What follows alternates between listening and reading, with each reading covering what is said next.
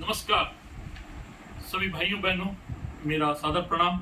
आज एक ही बहुत ही महत्वपूर्ण विषय आप लोगों के बीच में लेकर आया हूं, जिस पर हम लोग सबको चर्चा करनी है कि बच्चों की इम्यूनिटी कैसे बढ़ाएं, बच्चों को रोगों से कैसे बचाएं, या बच्चों में क्या दें कि जिनसे उनकी निरोगिता बढ़ी रहे, उनका आरोग्य बढ़ा रहे और वो रोगों के कम शिकार हों।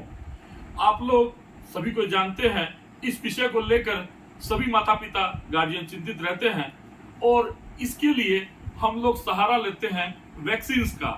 और आप सभी जान रहे हैं, विगत 2-3 वर्षों में सबको ये जानकारी आ गई कि प्रत्येक रोग के लिए बच्चों को एक एक अलग अलग वैक्सीन देनी पड़ती है और वो वैक्सीन के कारण किसी प्रकार की इम्यूनिटी बच्चे में नहीं बढ़ती है।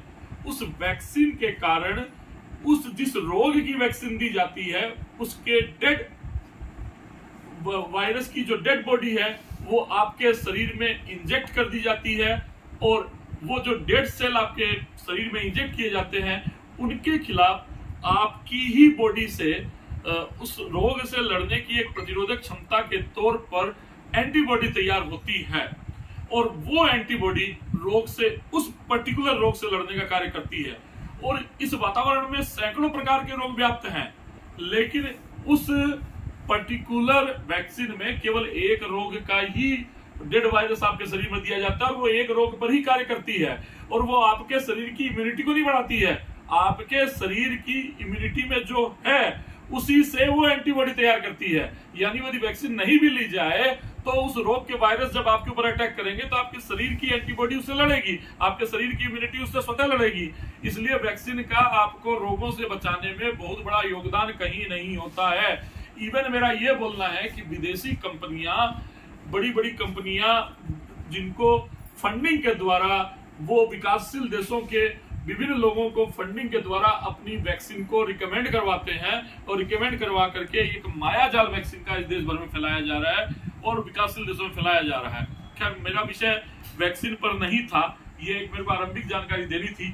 मूल विषय है कि इसके लिए किया क्या जाए, क्या उपाय है आखिर बच्चों के लिए।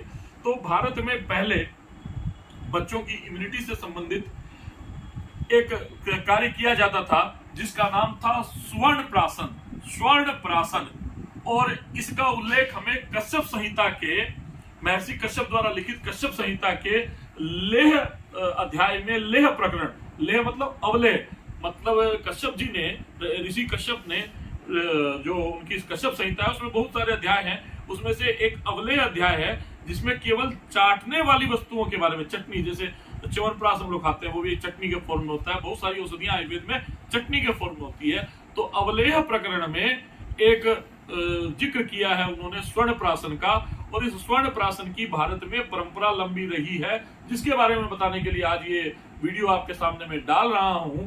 और स्वर्ण का यानी सोने का हमारे आरोग्य में बहुत बड़ा योगदान रहा है। स्वर्ण के विषय में महर्षि वाग्भट का भी और भाव प्रकाश निघंटु में भी बहुत सारा वर्णन मिलता है। तो स्वर्ण प्राशन के विषय में कश्यप महर्षि ने क्या लिखा वो मैं केवल आपको 1 मिनट में संक्षिप्त में बताता हूं।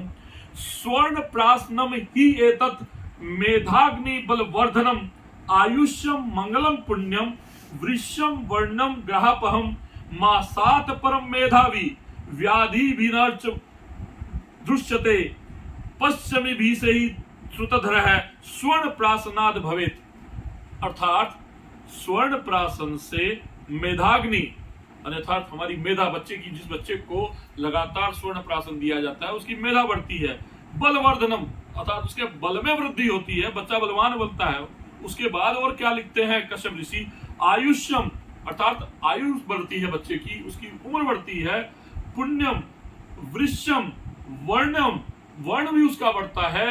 और ग्रहापहम अर्थात ग्रह दोषों तक से मुक्ति होती है।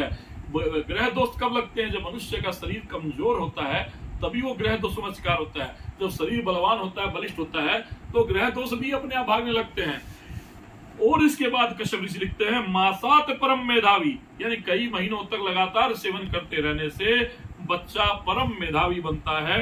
व्याधि विनर्च दृश्यते, व्याधियां उसके पास आना बंद हो जाती है, रोग आना बंद हो जाते हैं।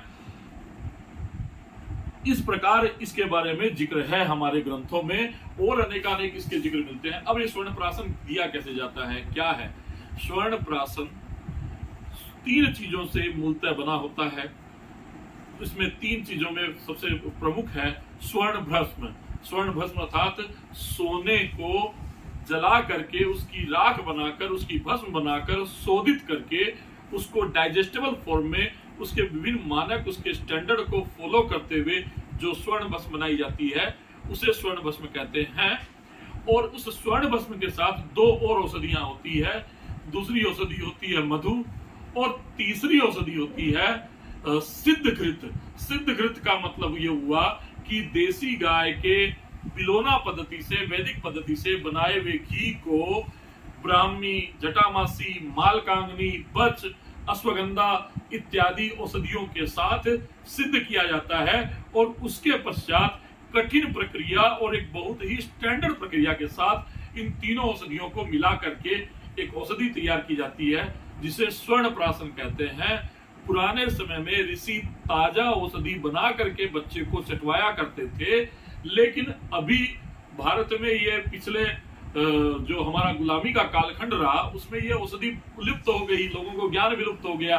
तो अभी पुनः लगभग पिछले 10 वर्षों से इसका प्रचार प्रसार पुनः बढ़ा है। तो अभी रेडीमेड फॉर्म में कई कंपनियां इस औषधि को बना रही है।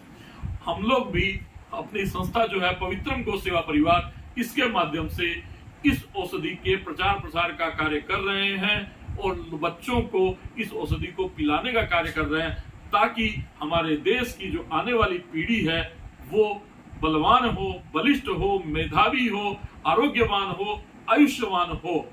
और इस स्वर्ण प्राशन को कब पिलाया जाता है? तो प्रत्येक महीने की जो पुष्य नक्षत्र पड़ता है, आप लोग सभी जानते हैं कि 27 नक्षत्रों में सबसे जो श्रेष्ठ नक्षत्र होता है औषधियों लेने के लिए, उसे पुष्य नक्षत्र कहा जाता है। पुष्य नक्षत्र को नक्षत्रों का राजा भी कहा जाता है। तो पुष्य नक्षत्र के काल में बच्चे को यह औषधि चटवाई जाती है, और इसको प्रत्येक महीने यदि बच्चा ले तो बहुत जबरदस्त इसके रिजल्ट मिलते हैं। 12 वर्ष तक की आयु के बच्चे इसको ले सकते हैं। जितने छोटे बच्चे लेते हैं उतना लाभ उनको ज्यादा मिलता है। गुजरात में इस पर एक स्टडी हुई, कुछ विद्यालयों के बच्चों को ये दिया गया, और उनकी इंपेरिकल स्टडी में बच्चों को जिनको दिया गया उनकी पहले के डाटा लिए गए कि वर्ष भर में कितनी बार बीमार पड़ते थे, उनकी पढ़ाई लिखाई की स्थिति क्या थी, और इस तरह के कई सारे डाटा मेंटेन किए गए। और उन बच्चों को लगातार जिनको स्वर्ण प्राशन दिया गया उनके वो सारे डाटा मेंटेन करके देखे गए कि आश्चर्यजनक परिणाम बच्चों के सामने में आए स्वर्ण प्राशन से। और वो परिणाम देख करके कईयों लोग आश्चर्यचकित हो गए, बड़े बड़े डॉक्टर्स भी इसमें आश्चर्यचकित हो गए कि एक औषधि के लगातार सेवन से इतना बड़ा इम्यूनिटी में अंतर आता है। तो मेरा आप सभी से, जिस भाई के पास ये वीडियो जा रहा है, मेरा आग्रह आपसे कि आप हमारे इस अभियान में जुड़े। स्वर्ण प्राशन औषधि को बच्चों को पिलाने का जो हमारा निःशुल्क पिलाने का अभियान है पवित्रम गौ सेवा परिवार का, इसमें आप जुड़े। आप जिस शहर में भी रहते हो, अपने शहर में भी आप इस कार्यक्रम को आरंभ कर सकते हैं। और धनबाद शहर में यदि आप हैं तो धनबाद में आप प्रत्येक महीने हम लोग ये पिलाने का कार्यक्रम कर रहे हैं, इसमें आप पहुंच सकते हैं। इसके प्रति कोई भी किसी प्रकार की शंका हो, किसी भी प्रकार का प्रश्न हो, तो आप निसंकोच 8210024568 इस नंबर पर फोन करके आप पूछ सकते हैं। नमस्कार, वंदे मातरम, जय गौ माता।